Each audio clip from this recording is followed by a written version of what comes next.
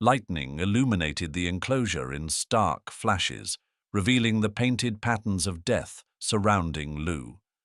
6 African wild dogs, their mottled coats of black, tan, and white appearing ghostly in the storm's eerie glow, circled the trembling Labrador with mechanical precision.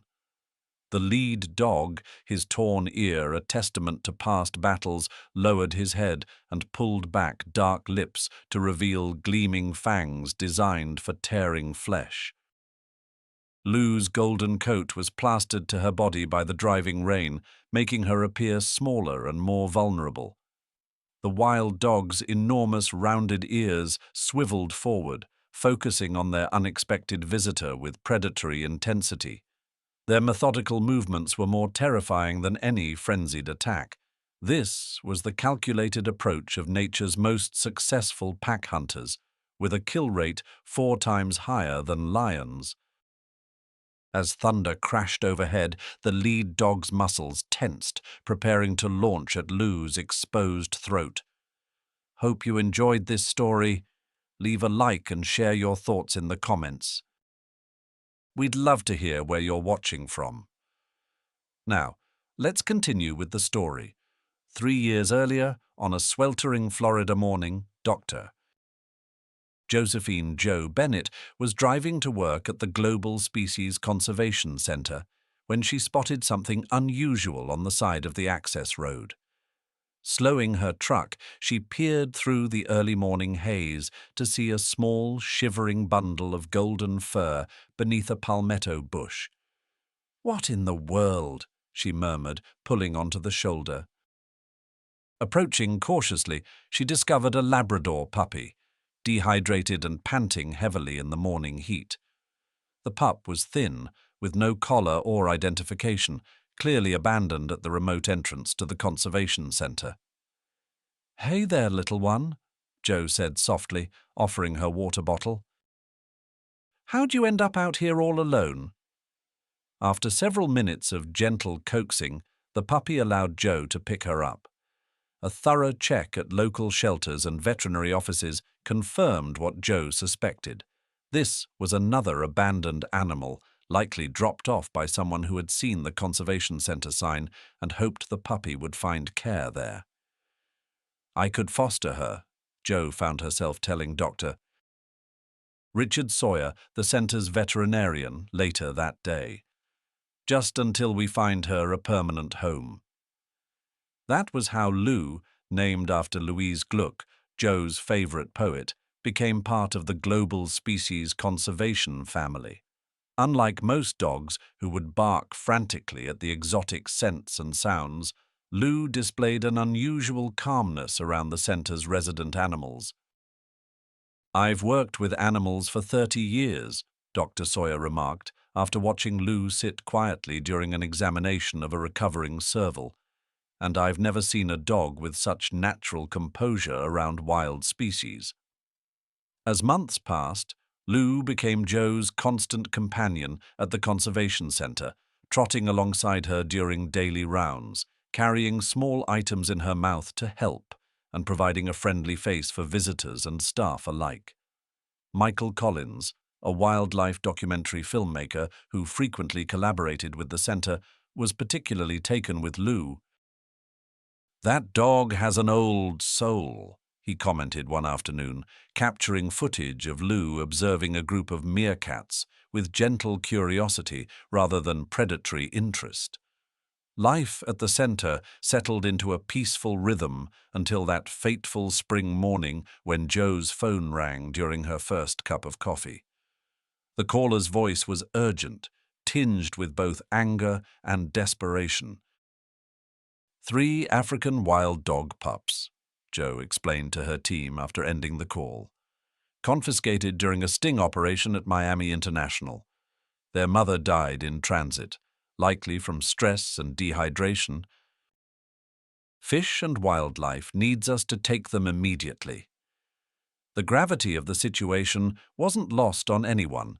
Orphaned African wild dog pups, also known as painted dogs due to their mottled coats, had notoriously poor survival rates, even in the best facilities.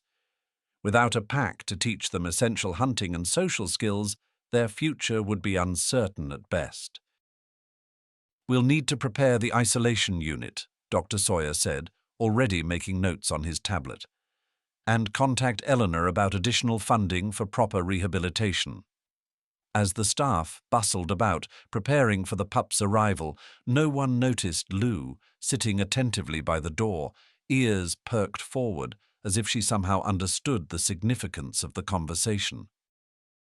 No one could have possibly imagined the extraordinary role this gentle Labrador would soon play in the lives of 3 orphaned wild dogs, or how that relationship would ultimately save her life during a violent storm 2 years later.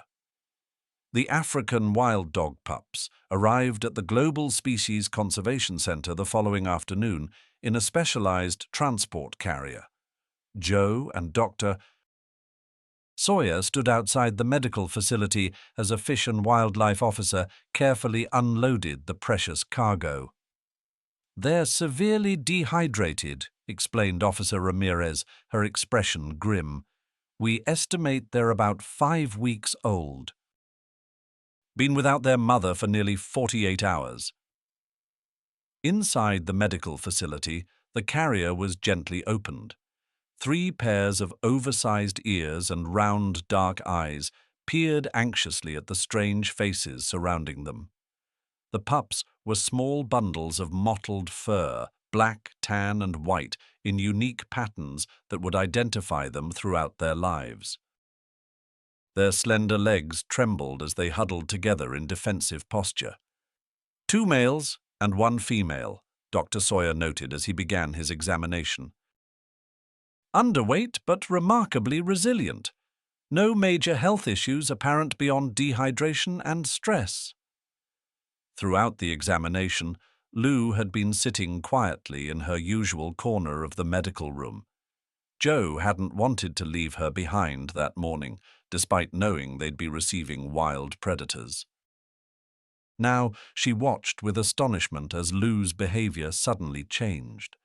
The Labrador's ears perked forward, her nose twitching rapidly. A soft whine escaped her throat. "Lou, stay," Joe commanded gently, concerned the pups might be frightened. But Lou wasn't exhibiting aggression, quite the opposite. She inched forward, her body language showing intense interest, but no threat. The smallest pup, the female, let out a high-pitched whine. Lou responded with a nurturing whimper that startled everyone in the room. "That's remarkable, Doctor," Sawyer said, observing Lou's behavior with professional interest. "She's responding to their distress vocalizations." Dr. Marcus Wilson, a specialist in African canids who had been called in to consult, watched the interaction with fascination.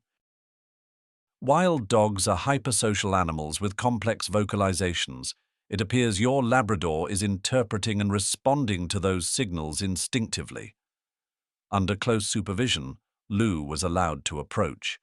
To everyone's astonishment, she began gently licking the female pup's face, a distinctly maternal gesture. The pup didn't pull away.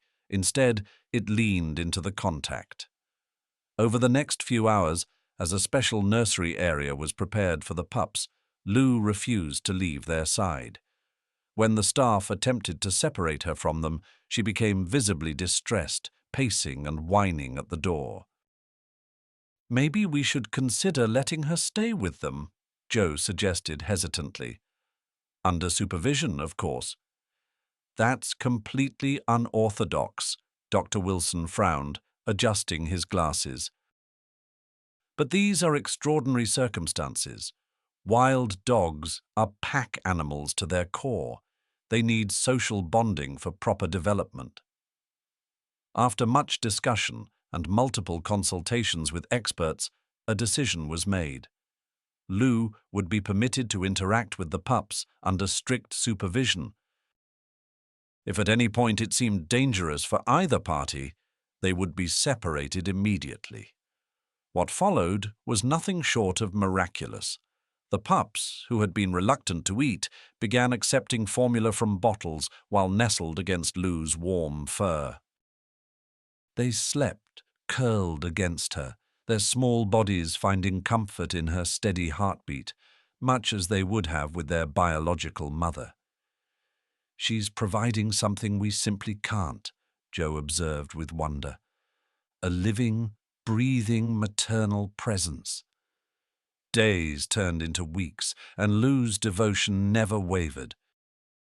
She cleaned the pups after meals, gently corrected them with nudges when their play became too rough, and seemed to understand exactly what they needed. The pups, now named Zuri, Taji, and Mosey, thrived under her care, gaining weight and showing increasing curiosity about their surroundings. Michael Collins documented the extraordinary relationship with his camera, capturing tender moments between the unlikely family.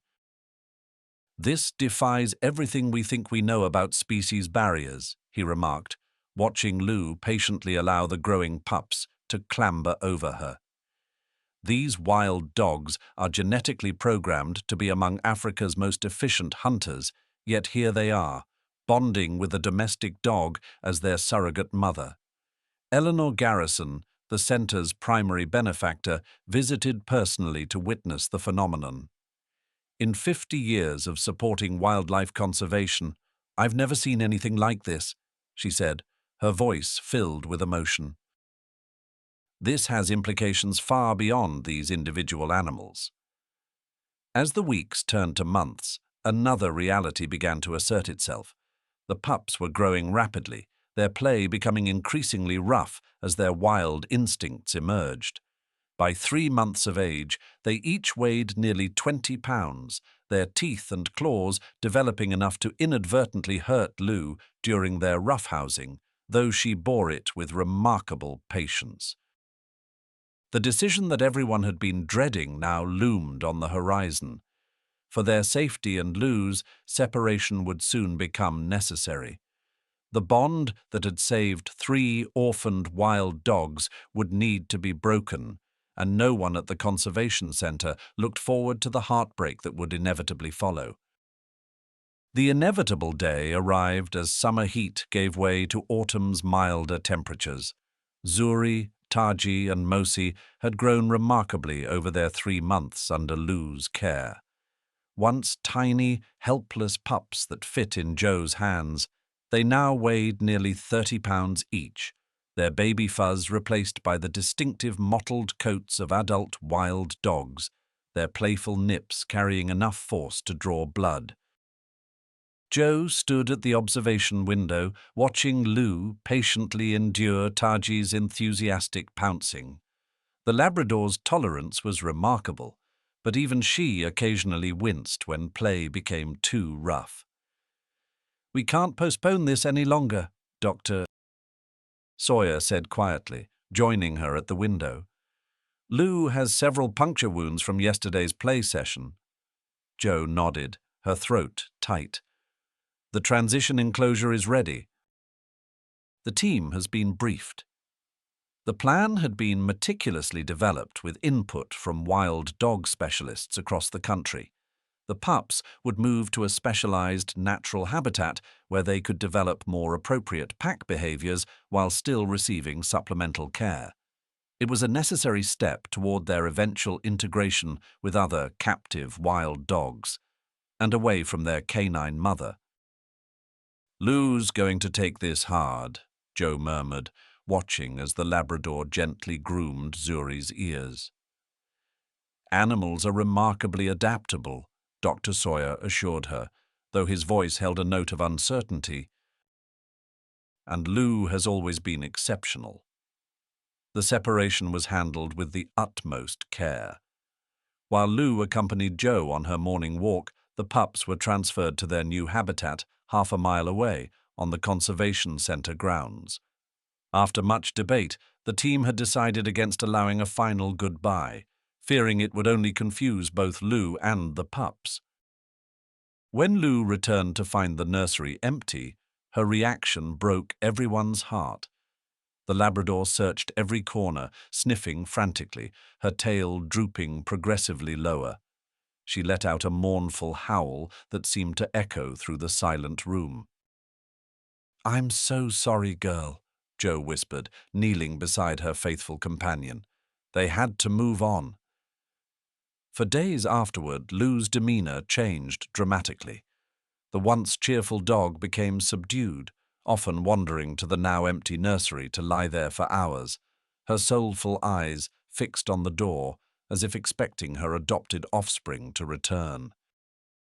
Eleanor Garrison, witnessing Lou's grief during one of her regular visits, was visibly moved. "Perhaps we should arrange for her to see them. From a distance, of course.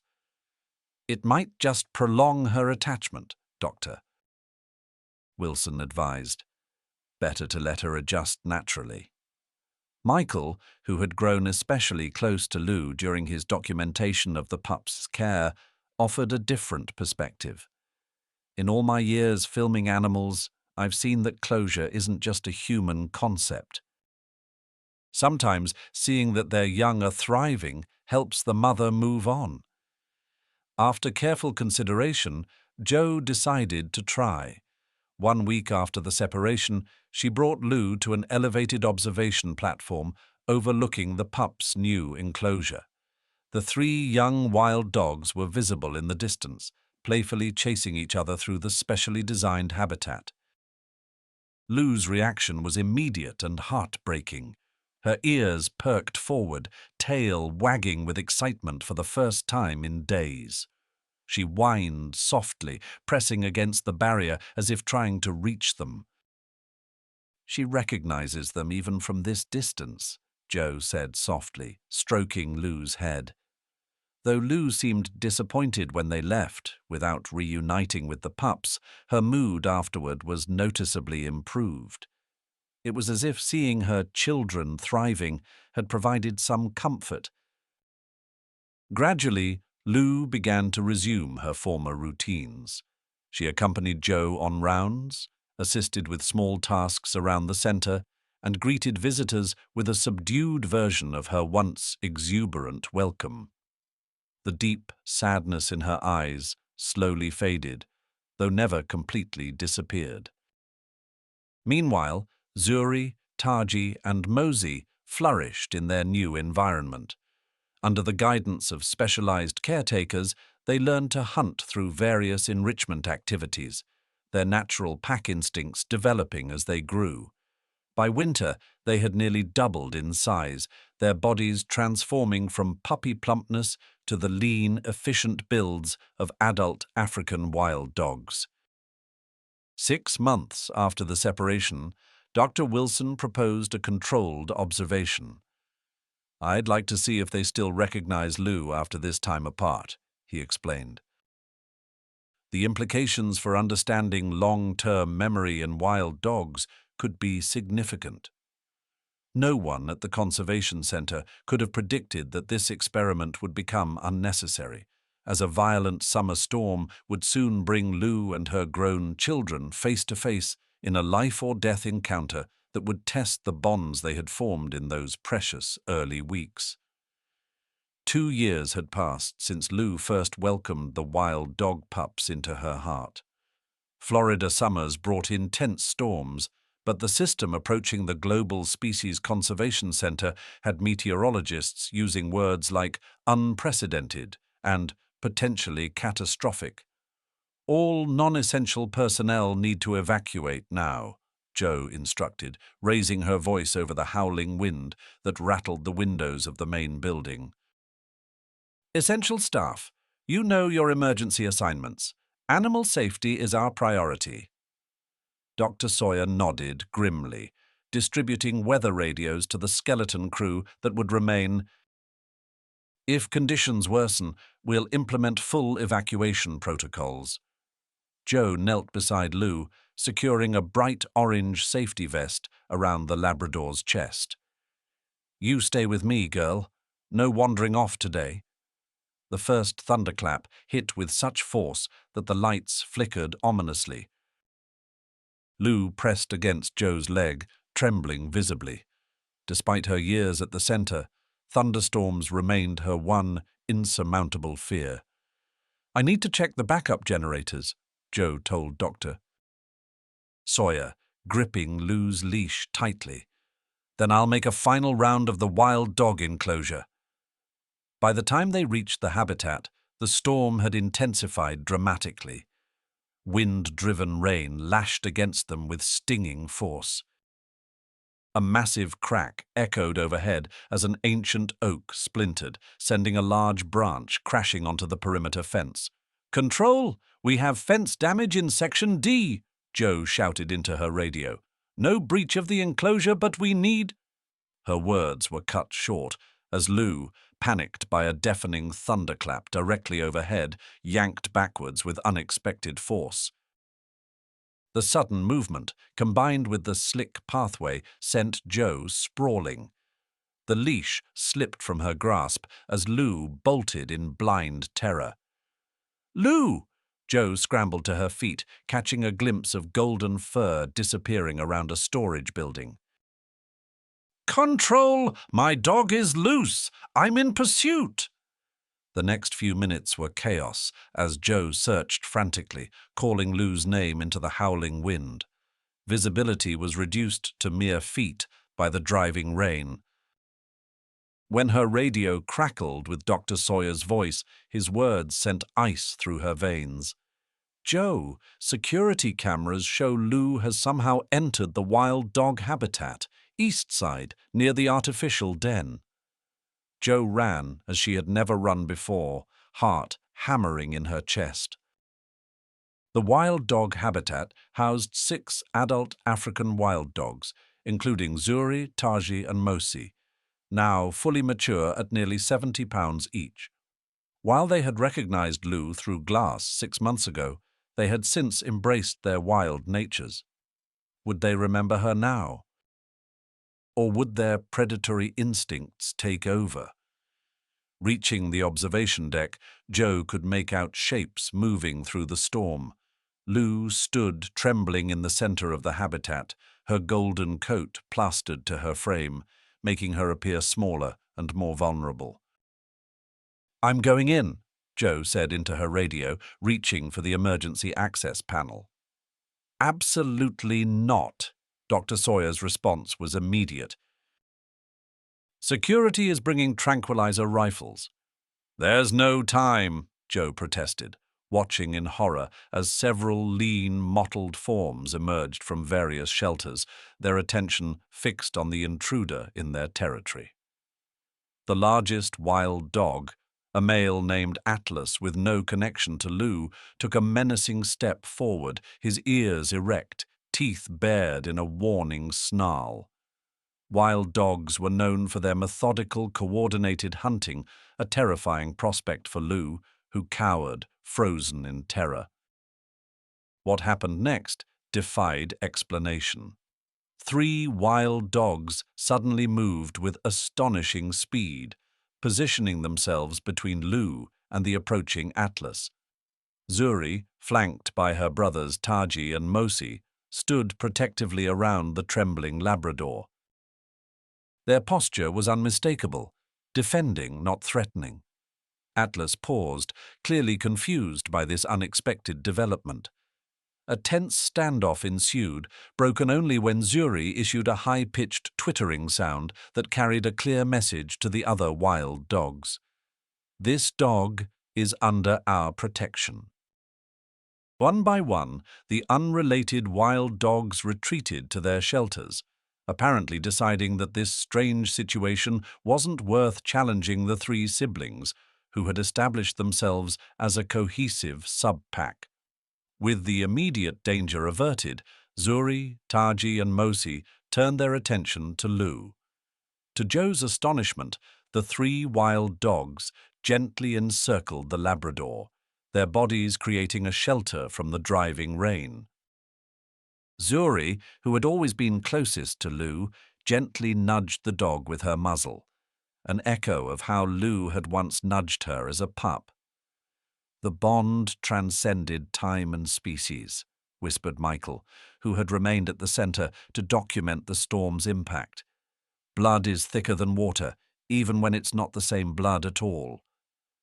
As the rescue team arrived with specialized equipment, they found an extraordinary scene. Lou was nestled between the 3 wild dogs, all 4 animals huddled together against the storm's fury. In the months that followed, the incredible story of Lou and her wild dog, Children, captured hearts worldwide. Eleanor Garrison funded a groundbreaking research center dedicated to studying cross-species relationships and emotional intelligence in animals. A special viewing area was constructed where Lou could safely see her grown wild dogs on a regular schedule, visits that became the center's most popular attraction, with Zuri always the first to approach when her canine mother appeared. For Joe, watching Lou contentedly napping in a patch of sunshine near the wild dog habitat one perfect autumn afternoon, the most profound lesson was beautifully simple. Love, in its purest form, knows no boundaries, not time, not species, not separation. Once formed, such bonds become as permanent as the unique patterns on a wild dog's coat, distinctive and unchangeable. I hope you enjoyed this story. Subscribe to my channel so you don't miss touching stories.